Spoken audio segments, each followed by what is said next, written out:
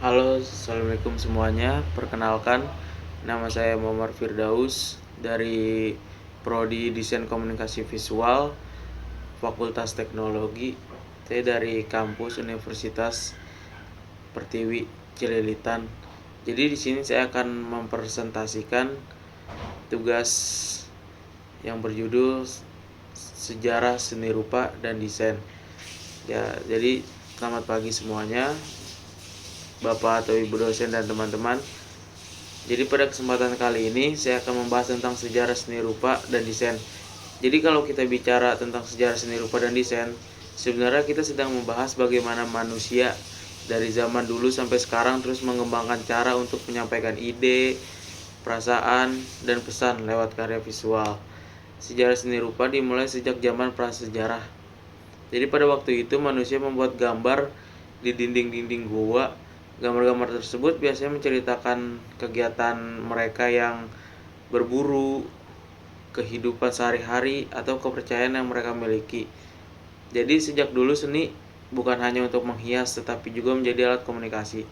Lalu ketika masuk ke zaman Mesir, Yunani, dan Romawi, seni mulai berkembang lebih maju. Banyak karya dibuat untuk menghormati raja, dewa, atau sebagai bagian dari bangunan-bangunan penting. Pada masa ini, bentuk karya dibuat lebih rapi, lebih seimbang, dan mulai memperhatikan keindahan atau yang biasa kita sebut estetika. Jadi setelah itu ada masa abad pertengahan, di mana di masa ini sebagian besar karya seni dipengaruhi oleh agama. Banyak lukisan patung dan bangunan dibuat untuk menyampaikan cerita atau ajaran keagamaan mereka. Jadi kemudian masuk ke masa Renaissance.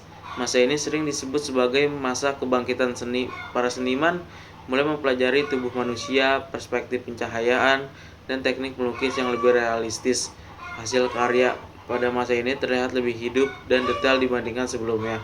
Jadi yang saya riset itu seniman-seniman yang mempelajari tubuh manusia atau anatomi, Jean-Michel Basquiat. Ya, saya lanjut. Selanjutnya, saat revolusi industri terjadi, kebutuhan masyarakat mulai berubah. Barang-barang diproduksi dalam jumlah yang banyak sehingga muncul kebutuhan akan desain yang tidak hanya menarik, tetapi juga nyaman digunakan dan mudah diproduksi.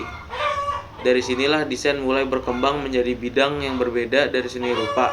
Kalau seni lebih fokus pada ekspresi, desain lebih fokus untuk menyelesaikan masalah dan memenuhi kebutuhan pengguna. Jadi sekarang memasuki abad ke-20, muncul banyak aliran desain seperti modernisme, art deco, dan Bauhaus. Salah satu yang paling berpengaruh adalah Bauhaus, karena mengajarkan bahwa desain yang baik itu sederhana, fungsional, dan tetap menarik. Sampai sekarang prinsip tersebut masih sering digunakan dalam dunia desain. Sekarang kita sudah berada di era digital. Perkembangan teknologi membuat dunia seni dan desain berubah sangat cepat. Kalau dulu orang menggambar menggunakan kuas atau pensil, sekarang banyak desainer yang bekerja menggunakan komputer, tablet, dan berbagai aplikasi desain seperti Adobe Illustrator, Adobe Photoshop, Procreate, InDesign, Corel, atau sejenis software-software lainnya.